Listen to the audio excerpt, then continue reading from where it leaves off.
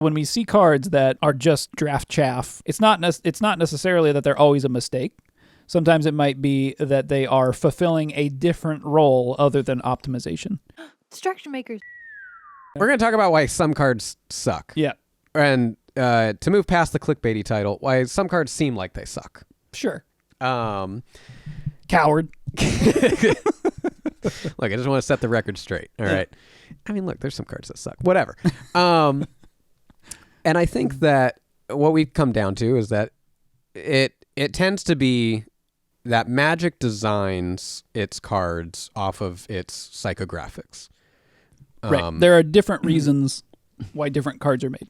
Yes. Which psychographics in a game, for those that aren't familiar, I believe started back with the Bartle taxonomy. There could be some stuff that was played around with before that, but that's the most popular. Well, I assume that that's probably influenced by sort of the idea of a target demographic.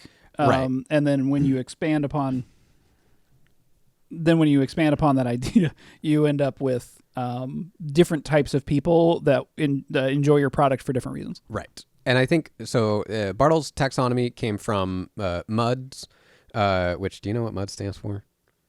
It's like online RPG stuff, like what way does back MUD in the day. stand for? I know, right? Multiple user dungeon. Dungeon. Maybe? All right. What's your guess?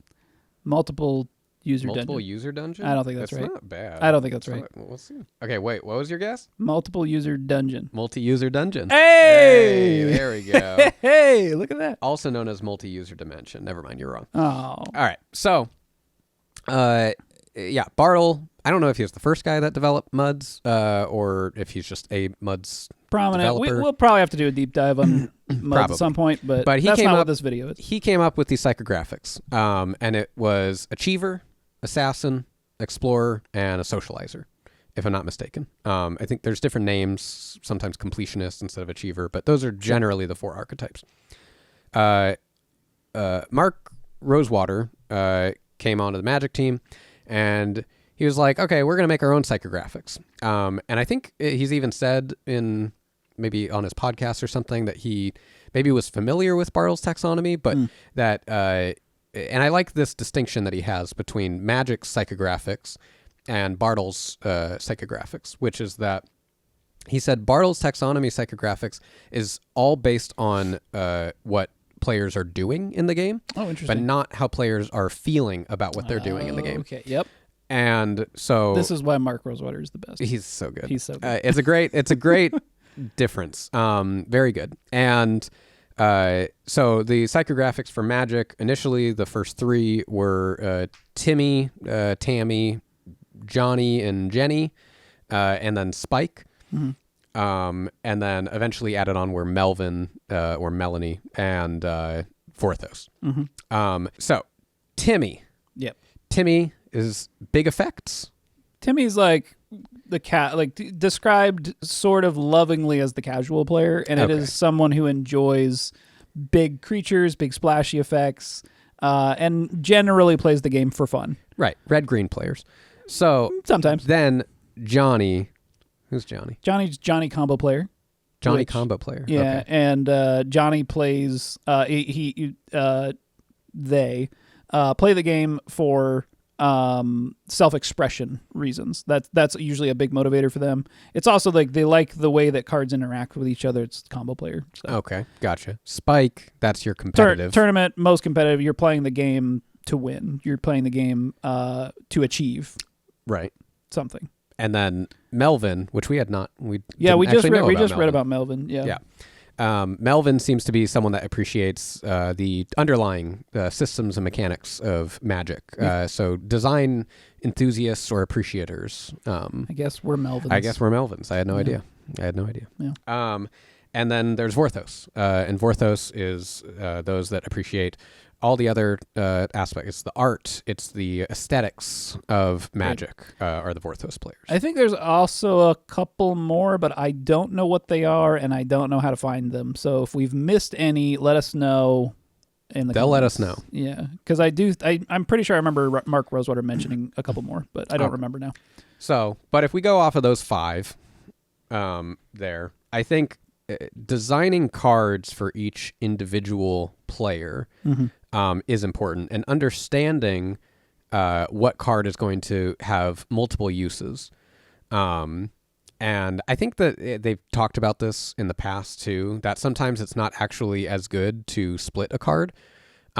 Because sometimes you might have a card that like some Spike players like, but some Tammy players like. And the problem is sometimes that effect is like perfect and it fits both those player archetypes. And sometimes it feels like you're only getting half the excitement for any one of those players. Yeah, I think Grizzlebrand might be a good example of this in that, it's like a 7 mana. Is it 8 mana? I think it's 8 mana. There's like a flavor miss here, which is really funny. It's like 8 mana for a 7/7 that you can pay 7 life to draw 7 cards. Right. It costs 8, which is hilarious. I think Mark Rosewater's also like, why? That I think is a pretty good example of a card that might appeal to a Timmy or a Spike. Yeah. But probably more so focused towards Spike because Timmys don't really like paying 7 life for anything, even if it's drawing you 7 cards. Right. And maybe this is one of those split kind of situations, but I'm pretty sure Spike likes Grizzlebrand a lot. Probably. So Edgelord Timmys. Maybe. Yeah. They would probably like it. That's true. So something that gets that we talk about a lot is that we see this trend towards data being almost deterministic in design theory. In that the idea is that what can be improved is what can be measured. And if you can't measure something, how do you know if you're improving it or not? And the Magic Psychographics is a way to layer on top of design and say, hey, look, we need to be thinking about these things that can't necessarily be measured in the same way that optimization can. And so when we see cards that are just like draft chaff, or maybe even cards that don't even see play in draft, it's not necessarily that they're always a mistake. Sometimes it might be that they are fulfilling a different role other than optimization. And this would be something like Colossal Dreadmaw. And it's kind of become a meme, but initially this was a card maybe to introduce players to the idea of big creatures. It's a new player, maybe it's a Timmy, and they're like, wow, I really like this awesome looking T-Rex, and it's big and powerful. And then later on, as they're moving through their optimization journey, they might find something that's even more powerful. But some of this, I think, also is framing that optimization, right? It's like if you start from most optimal, you have a much shorter distance to travel to the next thing that's most optimal. Where if you start from this is a storytelling technique too, by the way. Like when you're going to tell a story, you want your protagonist to start as far away from where they end up as possible. So without these cards that are, not good, you're not giving players an opportunity to learn that those cards aren't good and then find better and better cards. Right. And I mean, I'm not sure of other card games being designed. I mostly look at Magic compared to all these other cards that are out there. But I know that Magic has always kind of had this bit of an excuse, like you mentioned, draft chaff, which I've never heard that term. Really? That makes sense. Yeah. And like that's kind of that's a good use case for it, right? Is because you have this thing that sort of ends up blocking, any sort of good cards for you to try and get into your draft, and it's about optimizing and figuring out, okay, is that the better option in this particular case that I have? But a lot of these other card games that don't end up having any sort of a draft system in mind, most of the time they aren't designed with draft in mind, and there's like maybe some sort of like a fan-based draft mode made afterwards. But I think that you end up getting into the space that like everything ends up being designed for that optimum play pattern. There's probably a few wild cards thrown in there, but it does feel like, what's a good example? What's a really good example? Like Colossal Dreadmaw is like, okay, but there's another card that most people probably don't know about anymore, which used to be the meme, which was Chimney Imp. Chimney Imp? Chimney Imp was like the meme terrible card. What is Chimney Imp? I mean, I'll bring you. We'll Chimney Imp. This is the Timmy card? No, it's not. I thought you were asking for an example of a really bad card. Well, no, I said of a Timmy card. Oh, oops. is put into a graveyard from play. Target opponent puts a card from his or her hand on top of his or her library. Card's terrible. Yeah. So no, the Devastator, Apex Devastator, Apex Devastator. perfect Timmy card. Okay, yeah, Sorry, Dre. but that card's also really good, right? Dre loves it. It is very good. It's a good card. But it's very much a like bombastic, huge, colossal Dreadmaw. Yeah. I feel like there's a pattern that I'm kind of noticing happening with some games. I haven't played. I want to play some more, like the Dragon Ball Z card game.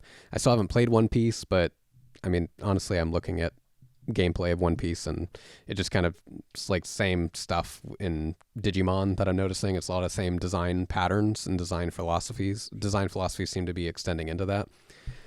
Which is that generally there seems to be a lot of stuff. It's not like that there aren't cards like Apex Devastator that have this big bombastic effect or something like that. Those cards have that effect, but it feels very much like the game is being designed in a way for players to experience that effect in this optimal way. And a good example of that is like Digimon had a lot of you draw the top 5 cards of your deck, and if it's this card that's named this thing, then this big effect happens. Usually it's like you digivolve for free or something like that. And then it's kind of interesting because it's basically teaching players to play the maximum number of copies of that card in their deck, right, without them coming to that conclusion on their own. It kind of became to me it's a little bit designed by numbers, and it's like, okay, you're just telling me the type of deck that you want me to play or that you want me to experience. The Yu-Gi-Oh archetypes are probably another example of that, right? Right, yeah. Where you'll play a really powerful card that says like, well, if you have a Blue Eyes in play, Blue Eyes White, what's it called? Blue Dragon? Eyes White Dragon. Oh, right. Yeah, that guy. You have that guy in play, then you can may have this other powerful effect. Yeah. I think that I guess what bothers me about that type of a design approach is because when you start to have something I look back fondly on being a very, very bad Yu-Gi-Oh player growing up, Sure. or a bad Magic player growing up, because I was a child and I couldn't afford a bunch of cards. Growing up, you bad Magic player growing up. Sorry. I'm platinum on Wow. Magic Arena. That's pretty good. Thank you. All right, good job. Aggro Red's doing very well at the start of a set. I take it back. I take back everything I said. So, I look back fondly on being a bad Magic player and a bad Yu-Gi-Oh player, and Yeah. I like remembering back on having like not all the cards that I wanted, and not being able to make the most optimal deck, but having a lot of care or value that I attached and associated to specific cards without really caring if they're the best cards. And I feel like you can kind of get that with stuff like Digimon. The problem I have with that is like, if I end up having, if I open a pack and it's this really, really great Digimon card, and it has this big crazy effect, but it says it's clearly meant to be in an Agumon deck or whatever. Right. And I'd probably have Agumon, but let's say I don't have any of the other cards that synergize with that card. Like, no matter how good I could make it's like I almost don't get to play it in that way.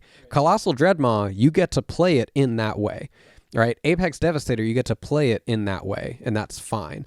But it's sort of like, even if you were to open this and play as a casual player, you can't even have the initial intended big bombastic effect of this card, which feels like it's kind of missing this psychographics design pattern, I guess, where it feels like you're trying to design for all of these super optimal tournament players to play in this way and have this big effect, but leaving behind all of these casual players that would probably be appreciating it, spreading the word essentially of this card game to other people. Yeah. And you're missing that effect from that. So I do think there could be some, we actually talked about this in a previous video, where there could be some utility in helping move players along that chain through the cards. But you're right, like, you shouldn't be doing that when your game first comes out, probably, right? Like, here's the decks, play them, Right. why is this even why are you letting players customize decks at all at that point? Right. But I do think what, part of where this comes down to for me is that, in the world in which we live now, data is king, right? Like everything is data driven, everything is measured and optimized, and it is lacking kind of this human reason for doing things a lot of the time. And I think that we see, art reflects life, life reflects art, and I think we see a lot of those, a lot of that mentality reflected in the games that are being made. I mean, we can even see this in the way that Ubisoft developers reacted to Elden Ring, where they're like, "This is just wrong. Why did you do this?" When like there's a very clear emotional reason why so many of the things are in Elden Ring that seem wrong, right? And it's because they're tapping into what we're talking about. They're tapping into the fact that there's a lot of different motivations for playing things, and optimization is only one of them. And I think that that's why it's a really important distinction between Bartle's taxonomy and between Mark Rosewater's player psychographics. Yeah. Because designing based off of what players are doing as opposed to how players are feeling, you cannot get measurements on psychographics. Right. Like how are you supposed to measure? The most you could do is send out a survey and just hope people answer it appropriately. And like, that's not a good way of getting data. Yeah. But with Bartle's taxonomy, you're able to actually have a lot of data on whatever game that you're designing. Right. And you're able to track and say, okay, well, players are accomplishing these things. They're doing these tasks. They're killing things, and because they're still killing things, they must be enjoying it. The problem is that that assumption, you cannot determine why someone is doing something. You don't get that necessarily. Well, actually, no. Psychographics are designed in a way, first and foremost, with the intention of why you would be doing something and why you would be enjoying something. Whereas Bartle's taxonomy starts at the beginning of this sort of almost extrinsic, more than likely extrinsic motivation to do this thing. Right. You show a carrot on a stick to someone and they go, "I want that carrot."